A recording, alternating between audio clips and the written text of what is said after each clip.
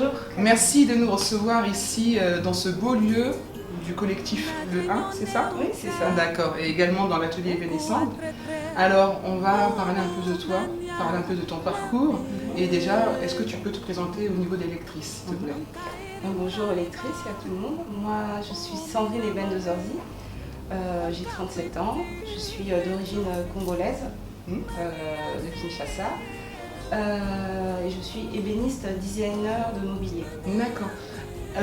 C'est ton métier de tout le temps ou c'est juste une passion que tu fais en plus de ton métier? C'est mon métier tout le temps depuis très peu. D'accord. Tu peux nous en dire un peu plus depuis très peu? Ça nous intéresse.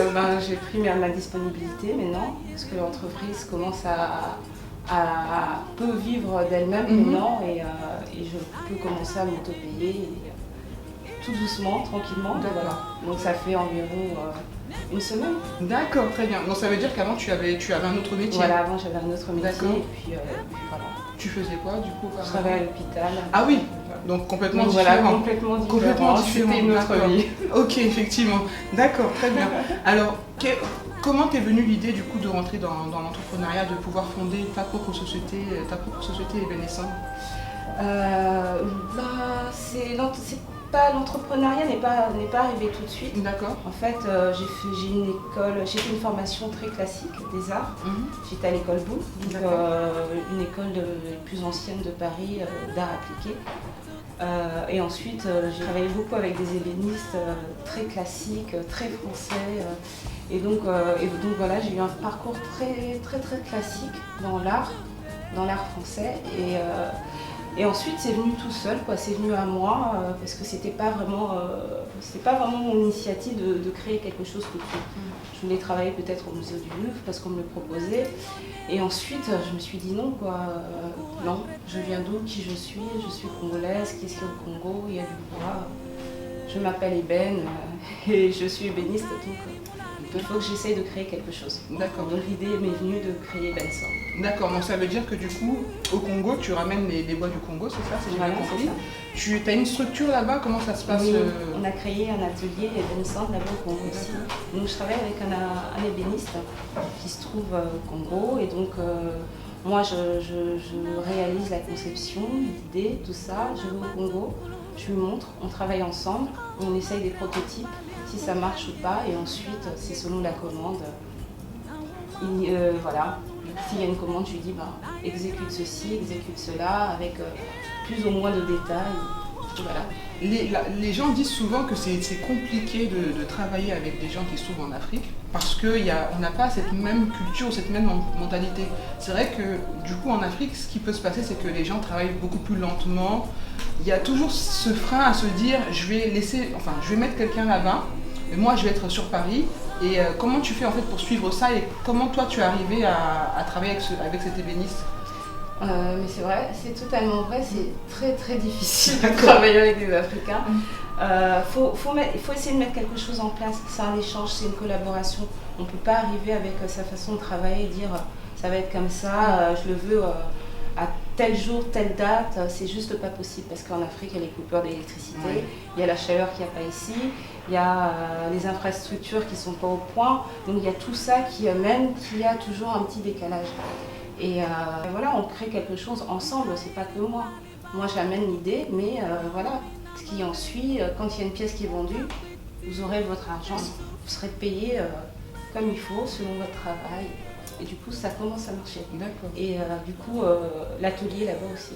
Et du coup, par rapport à cette question de confiance entre toi qui es en France et les personnes qui travaillent pour toi en Afrique, tu l'as jaugé sur combien de temps? Combien de temps ça vous a mis pour se dire là on est dans une vraie relation professionnelle où maintenant je peux ne pas venir autant souvent que je venais auparavant et juste faire les choses par téléphone ou par mail? 2 ans. Mais en même temps, il faut toujours se rendre là-bas.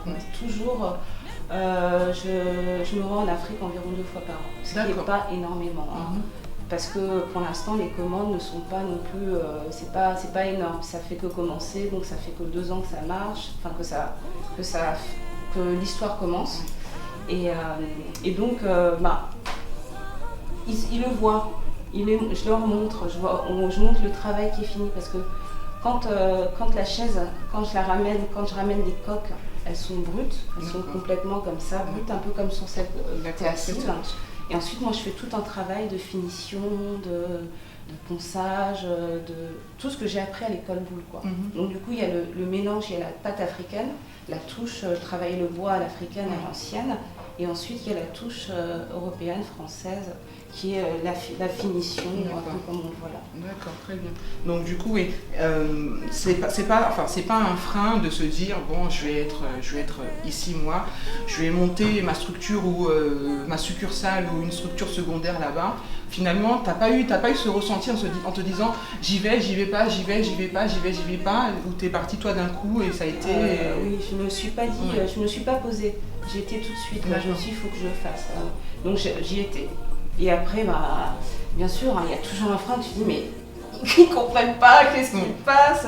Il y a des commandes qui ont été annulées parce que le produit n'était pas bon, il y a tout ça, mais après, c'est un travail de confiance, il faut répéter les choses, il faut répéter les prototypes. Mais comme ici, comme dans toute chose, il faut toujours en faire plusieurs jusqu'à ce que, hop, on arrive au top du niveau et que voilà, ils ont compris la méthode et que ça rentre. D'accord. Et en tant que toi, Sandrine venant, jeune femme africaine, mais vivant en France, venant au Congo, est-ce que t'as pas eu, est-ce que les personnes qui avaient en face de toi ne se sont pas dit, ah, encore une femme qui arrive, elle arrive de la ville, c'est encore les Françaises qui vont venir pour nous dire ci ou ça. Est-ce que t'as pas eu ce frein-là où les gens t'ont pas forcément pris au sérieux tout de suite parce qu'ils se sont dit, bon, c'est une femme. En plus, voilà, c'est une africaine, donc tu vois, il y a toujours ce frein-là des fois quand on est une femme de se dire on va monter quelque chose et puis les gens nous regardent toujours d'un œil un peu comme si on ne pouvait pas le faire en fait. Est-ce que toi tu as eu ce ressenti? Non, j'ai pas eu ce ressenti-là, mais c'est sûr qu'il y a, surtout dans ce métier-là, c'est plutôt un métier d'hommes qui font ça et donc voilà qu'une femme arrive et qui dit bah voilà, moi j'ai ça comme idée, est-ce que ça dit de collaborer avec moi? Donc ça s'est plutôt bien passé parce que comme je le disais tout à l'heure, c'était un dialogue. On s'est posé, j'ai entendu, j'ai écouté, il m'a entendu, il m'a écouté et donc il y a eu un échange franc et clair. Voilà, il n'y a pas eu moi je viens de France, toi tu es resté en Afrique, donc moi j'ai des choses à t'apprendre. Non, il m'a appris des choses et on s'est appris des choses et donc comme ça la relation de confiance est établie et puis je pense que ça donne des bonnes bases pour commencer quelque chose. D'accord, donc c'est un apprentissage mutuel. Exactement. Ça c'est bien, parce que des fois effectivement c'est ce qui je pense peut faire réagir les gens de manière un peu brusque et même des fois les personnes des fois se bloquent parce qu'elles se disent oui, les gens qui viennent de France, ils viennent toujours avec leur ego surdimensionné. Mais en fait, ce qu'il ne faut pas oublier, c'est qu'on a tellement de choses à apprendre de l'Afrique et des choses qu'on a oubliées. On vit ici, on a tout, l'eau qui coule non-stop, il n'y a pas de coupure d'électricité. Et là-bas, ils travaillent, ils font des choses sans machine comme ici, très très bien. Et donc ça, il faut revenir parfois à l'essentiel, pouvoir réinterpréter des choses du design moderne. Et donc c'était le but. Ça c'est parfait. Alors si on veut visualiser ton mobilier, est-ce qu'on peut venir ici dans ton atelier ou est-ce qu'il faut attendre des expositions? Parce que je sais qu'il y a souvent des expositions qui sont faites dans le niveau du design. Comment ça se passe? Oui, déjà on peut venir ici. Ici c'est un peu mon showroom, c'est l'atelier, car il y a un choix de bois. Car je travaille avec 2 bois différents, un choix de piétement et ensuite les finitions, si le client l'a vu brute ou teintée. Voilà. Et après, il y a aussi l'autre côté, parce que Eben Sand, c'est vraiment le côté artistique, un peu scénographie. Et l'autre boîte, c'est l'atelier Bise. Et là, je travaille en collaboration avec des architectes. Et donc, on refait des appartements. Par exemple, là, j'ai une boutique d'optique à refaire complètement. D'accord. Donc, tout se trouve ici au showroom. Exactement. Ok, parfait. Et au niveau des salons? Au niveau des salons, j'ai participé au Labo Ethnique au mois de mai dernier. C'était vraiment très très bien car il y avait vraiment des grands artistes qui étaient là, très épanouissants, c'était vraiment excellent. Et très prochainement, pour la rentrée du 6 au 12 septembre, j'ai participé à la Paris Design Week. Toujours au même endroit? Voilà, toujours. D'accord, parfait. C'était la main et du design. Et du design. On va revenir un peu sur le nom du blog, La beauté sur la peau. On va parler un peu de beauté quand même. Toi, en tant que femme, qu'est-ce qui t'attire chez une femme? Enfin, quand tu vois une femme dans la rue, ou qu'est-ce qui peut t'interpeller chez une femme? Que tu trouves vraiment, tu te dirais, ah, effectivement, elle a le truc, quoi. Ce qu'elle pourrait dégager, ça serait, je sais pas, peut-être sa façon de marcher, sa posture, sa façon de s'exprimer,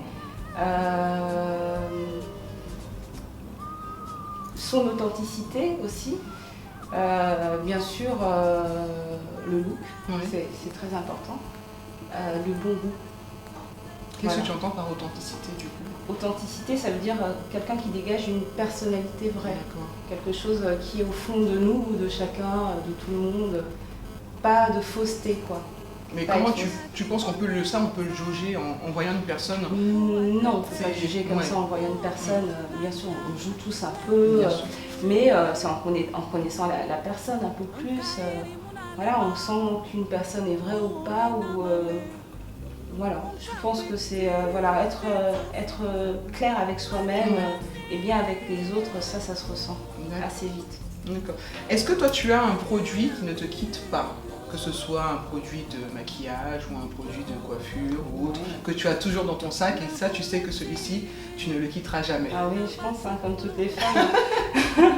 Moi, c'est mon rouge à lèvres. D'accord. Le rouge d'Yves Saint Laurent. Le rouge, la couleur rouge? Le rouge d'Yves Saint Laurent. D'accord, c'est celui-ci et pas un autre. Voilà, c'est d'accord. Message à tout le monde, si on veut t'acheter un cadeau, c'est le rouge d'Yves Saint Laurent, voilà. Pas autre chose. D'accord. Ça, ils vont comprendre. D'accord, très bien. Est-ce que toi, tu as un rituel favori que tu aimes bien faire en journée ou dans la semaine quand tu as un petit peu de temps qui te fait du bien ou Oui, j'ai un masque que je fais régulièrement, une fois par semaine, je veux dire, pour les cheveux et pour la peau. Il consiste à de l'avocat, un peu de miel, de l'huile d'argan, de l'huile d'olive. Et voilà, et puis j'écrase, je mets ça sur mes cheveux, je laisse poser quelques heures et un peu sur ma peau et puis ça donne une peau soyeuse, douce. D'accord, donc c'est complètement du homemade alors. Ah oui, ça c'est vraiment mon truc. J'ai un autre petit secret aussi. Ce que je fais, je bois beaucoup de thé et donc quand les sachets de thé, je les congèle après, par exemple, une soirée, le lendemain d'une soirée ou d'une journée fatigante, je le prends et puis je me passe sur le visage. Parce qu'il y a de la théine et la théine c'est antioxydant et c'est très Ah super, ça c'est une bonne astuce. D'accord. Et avec n'importe quel thé ou? Avec moi je prends du thé vert. D'accord. Le thé vert ou le thé noir, il est très bien. D'accord. Et pour ton astuce, on doit le faire garder au congélateur combien de temps à peu près? Tu peux le garder une semaine. D'accord. Tu le ressors un lendemain où tu es fatigué, tu as les poches sous les yeux et c'est juste un remède magique. Super, ah bah ça c'est une bonne chose ça effectivement. je vais le tester. Tu vas voir et ensuite tu me diras. Je vais tester. Est-ce que tu as un lieu de soins ou un lieu à hammam ou autre chose, un salon de coiffure où tu te sens bien, où tu aimes bien, c'est vraiment pour toi c'est le rêve, c'est le paradis, Ouais, tu l'as dit, le hammam quoi. Le hammam, j'en ai pas un particulier, ça peut être celui de mon quartier ou un autre qu'une copine me dit, peu importe. Le hammam, parce que le hammam, on peut y aller entre filles, entre mères et filles, entre copines, toutes seules, et c'est bien. D'accord, très bien. Ça c'est une bonne chose ça, le hammam. En tant que femme, on doit, en plus toi dans un métier où tu dois quand même te faire voir, on doit tous être entre guillemets tirés à quatre épingles, mais est-ce que toi tu as un geste que tu ne veux pas faire ou que tu fais mais vraiment le moins possible parce que ça te prend la tête quoi? Qu'est-ce que je ne fais pas franchement, je suis pas trop, j'ai du mal, les tresses, je suis encore la petite fille qui pleure, mais ça je crois qu'on l'a tous vécu durant notre enfance, ça c'est tout le monde. Ça c'est vraiment le truc que je le fais une fois par an l'été, histoire d'aller au soleil. Voilà, histoire d'aller au soleil et voilà, c'est vraiment le truc, sinon j'ai pas de trucs qui me... D'accord, mais en tant que femme aux cheveux naturels, le soir tu fais des tresses avant de dormir ou pas? Non, pas. D'accord. Là c'est vraiment, j'ai un peu honte, je le faisais à un moment, je le fais pour ma fille de temps en temps, j'essaie de lui apprendre ça. D'accord. Et non, je le fais pas régulièrement. c'est pas évident finalement, mine de rien, de Non, prendre c'est soin quand des même, cheveux naturels. Ça demande beaucoup de boulot. Hein. Oh non, pas Non, tant que ça, ça va du pour toi moment que c'est bien hydraté, c'est lavé une fois par semaine, c'est bien lavé, c'est avec des bons produits plutôt naturels, parce que c'est assez simple de se faire ses propres produits. Par exemple, je me lave souvent les cheveux avec... Enfin, je les rince un peu avec du vinaigre blanc Oui, pour qu'ils soient un peu plus brillants. d'accord. Et ensuite, je les rince et après un antidémêlant, puis ça va quoi. Donc là, tu nous as donné 2 astuces. Tu nous parles du vinaigre blanc. Je reviens dessus sur le vinaigre blanc. C'est quoi? Tu fais ton shampoing d'abord? Ouais, je fais mon shampoing d'abord. D'accord. Voilà, normal, avec un shampoing. Ton shampoing de tous les Voilà, jours, quoi. classique. exactement. D'accord. Et ensuite, je mets un peu de vinaigre blanc sur la D'accord. tête. Je les Tu le frotte. fais comment? Avec un vapeau ou Non, juste... normal, je D'accord. sur la main comme ça, et puis je frotte les cheveux. D'accord. Et après, je rince à l'eau froide. D'accord, très bien. Et donc le vinaigre blanc apporte de la brillance. Apporte de la brillance. Deuxième astuce. Merci Sandrine. De rien. Là, on n'est pas venu pour rien. D'accord, très bien. Ça c'est super. Ok. Et donc après tu passes au démêlage, enfin Voilà, à l'après-shampoing. Voilà, et puis, l'après-shampoing normal. D'accord. Et puis hydratation. Ok, parfait. Est-ce que tu pourrais nous décrire un peu ta journée type en tant que femme quand tu as un rendez-vous, le matin tu te lèves, comment tu te prépares au niveau de la beauté? Comment ça se passe? Ah, ça doit se passer en moins de 15 minutes. Ah, top chrono. Ah oui, très Ok. très vite, parce que je suis toujours en retard. c'est donc la douche, ensuite un petit gommage, mais vite fait, quotidien, quoi, le truc assez léger. D'accord. Après, soit avec, si j'ai un sérum, une lotion pour me nettoyer la peau. Toujours vite fait, ensuite j'attends que ça sèche, je m'hydrate le corps, je m'habille et après je passe au maquillage. D'accord. Et pour toi le maquillage c'est quoi pour une journée? Parce que vu que tu as que 15 minutes, donc du coup, Le qu'est-ce que tu maquillage fais? c'est anti-cerne, Anti-cerne, oui. poudre, D'accord. crayon noir, colle Ok. et rouge à lèvres. D'accord. Donc quand même tu privilégies quand même le teint quoi. Ah oui, Tes oui. 15 minutes, tu prends quand même le temps de faire ton teint. Enfin, pas juste anti-cerne, Ouais. poudre. D'accord. Pas de fond de teint. Pas de blush? Si, un peu Un petit peu de blush. blush, d'accord, très bien. Donc vraiment un Très maquillage léger. léger. Ouais. Par contre, quand tu sors, je pense que tu prends plus de temps à ce niveau-là. C'est un peu toujours la même C'est chose. toujours la même chose, Ouais. d'accord. Soit je rajoute un peu plus d'anti-cerne, ou je rajoute un peu plus d'aligneur, ou je mets un peu plus de fard à paupières. Ça D'accord. dépend, mais ça doit toujours être assez vite. Assez léger Ah, surtout. voilà, si assez je- léger, ou je rajoute un peu de gloss sur le rouge. Voilà. D'accord, parfait, très bien. Alors, est-ce que tu as un parfum du moment? Oui. Enfin, du moment non, un parfum de tous les jours, De que tous les je mets jours. tout le monde, tout le temps. C'est comme le rouge et Voilà. j'ai l'impression. D'accord. C'est rive gauche. D'accord. de- Bah, Yves Saint Laurent, ah, bah, Exactement. quelle coïncidence. D'accord, très bien. Donc, deuxième cadeau à faire à Sandrine. Oui. Yves gauche de Yves J'en Saint ai Laurent. plus, hein. Le message est passé. Très bien. Alors du coup, je vais quand même qu'on revienne un peu parce que le but de cette interview, c'est quand même de savoir, toi en tant que femme, et surtout donner des idées ou des conseils à d'autres personnes qui sont des femmes et qui voudraient entreprendre. En plus, tu es femme et tu es également mère de famille. Donc je voulais savoir, toi, qu'est-ce que tu pourrais donner comme conseil à toutes les jeunes femmes ou femmes qui voudraient se lancer dans l'entrepreneuriat? Déjà, croire en elles-mêmes, croire en leur idée, écouter, pas toujours, mais entendre, Oui. et foncer, mais pas foncer la tête basse, enfin aller, mais garder toujours une assurance, D'accord. y croire, foncer, y aller quoi. Parce que c'est dur, c'est difficile, ça va pas arriver tout de suite, c'est de longue haleine. Il faut y croire. Faut y croire, faut croire en soi-même. Et quand tu dis tout à l'heure, tu lui as dit écoutez mais pas trop, c'est-à-dire? C'est-à-dire, il y a toujours des bons conseils, plein de gens donnent toujours forcément, c'est normal. Et parfois, il y a des conseils qui déstabilisent et donc qui te faussent sur ton trajet, qui peuvent t'emmener ailleurs. Voilà, écouter ces conseils-là aussi, mais pas forcément les entendre. D'accord. Voilà. Très bien. Et toi, Faire la part des choses, quoi. dans ta, enfin, ton cheminement que tu as commencé déjà depuis 2 ans avec Eben et Sand et qui continue d'ailleurs. Comment tu places ta vie de famille avec ton mari, ta fille, et comment tu places ton travail? Parce que je pense que des fois, quand j'entends souvent des femmes, je me rends compte que souvent elles ne foncent pas parce qu'elles se disent je suis mère de famille, comment je vais faire pour gérer les enfants ou l'enfant, comment je vais faire pour gérer le mari, ou des fois ce sont des femmes qui sont seules. Comment toi qu'est-ce que tu pourrais donner comme conseil à ces femmes-là en fait? Déjà moi j'ai la chance d'avoir un mari qui m'a poussée, mais vraiment réellement poussée, qui a toujours été là pour quoi que ce soit. Voilà, et une fille qui est juste adorable, qui me pousse aussi pas mal. Et donc le conseil c'est s'occuper de sa famille, hein, entendre ce que dit sa famille, parce qu'entendre ce mot-là c'est vraiment très important.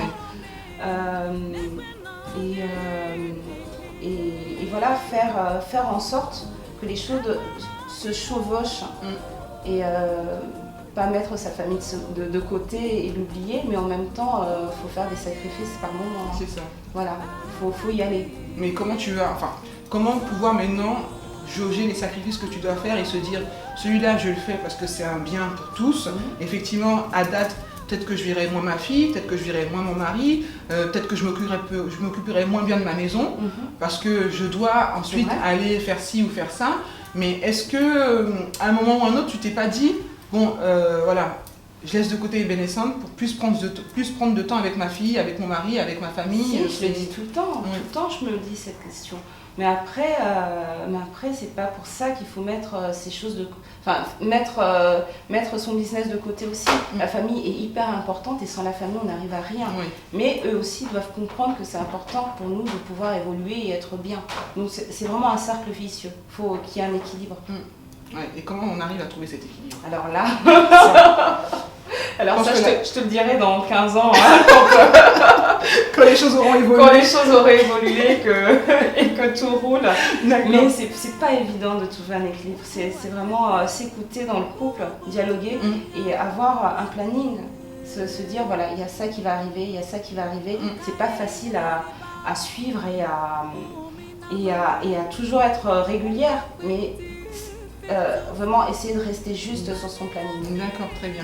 Et du coup, bon, là, on est quand même en France. Donc, pour l'entrepreneuriat, il y a beaucoup de personnes aussi qui ne veulent pas se lancer parce qu'on se dit qu'en France, les démarches administratives, c'est trop, quoi. C'est trop. D'accord, toi, tu le ressens? Oh oui. D'accord. Oui, il y a tellement de choses à passer. Et en plus, tout le monde n'est pas au courant de tout. On te dit que ça s'appelle RCA, après c'est RCI, après c'est... Enfin, voilà. Voilà, faut entendre les bons conseils, faut aller aux bonnes maisons, il y a des pépinières qui aident pas mal. Il y a plein d'organismes qui aident pas mal à développer son entreprise, à développer son idée ou à monter sa boîte, quoi. Il y a plein de choses qui existent, mais c'est vraiment galère. C'est vraiment prise de tête. Mais au niveau de l'information, toi, tu as facilement trouvé les informations dont tu avais besoin? Non, j'ai pas facilement, j'ai cherché, j'ai creusé, j'ai posé des questions aux gens qui ont déjà mis en place quelque chose, qui ont créé quelque chose. Donc voilà, faut pas aussi hésiter à poser ces questions-là aux gens, s'adresser à d'autres personnes qui ont fait cette démarche-là avant soi. Et ça, franchement,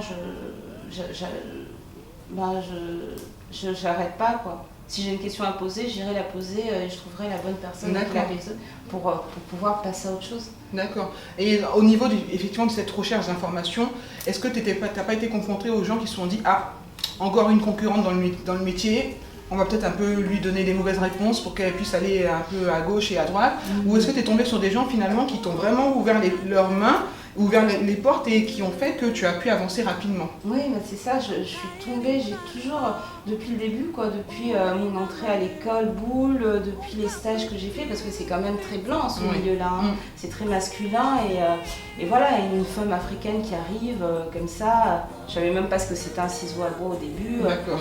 Et voilà, et donc voilà, je pose des questions et c'est ça qu'ils aiment bien les gens, une personne pertinente. Qui veut savoir, qui a envie de savoir, qui a cette soif-là. Et donc non, les gens ont toujours été plutôt agréables et m'ont toujours donné les bons conseils. D'accord, très bien. J'ai entendu les bons conseils. Donc on est d'accord que pour pouvoir entreprendre, on se dit il faut y aller. Ouais. Il ne faut pas se freiner à ce, on va dire, au qu'on dira-t-on, mais vraiment Essayer. Essayer. Qui ne tente rien à rien. D'accord. Voilà, essayer. Et puis, moi, je me disais aussi, j'ai pas envie d'arriver, je sais pas, à 70 ans et me dire, oh là là, j'aurais dû faire ça. On a toujours des regrets dans sa vie, mais voilà. Si une personne a une bonne idée et y croit, vas-y, fonce. Et après, si ça marche pas, c'est pas grave, au moins tu auras essayé. Au moins tu auras essayé. Ouais, Voilà. c'est leitmotiv de Voilà, se dire, exactement. il faut quand même essayer pour voir ce que ça donne. Exactement. Et au pire, si ça ne donne pas, on n'aura rien perdu parce qu'on aura essayé. D'accord. Totalement. Très bien. Mais je te remercie beaucoup Sandrine pour cette interview. Merci pour le temps que tu nous as accordé. Merci à toi Camille, Et à très bientôt. À très vite.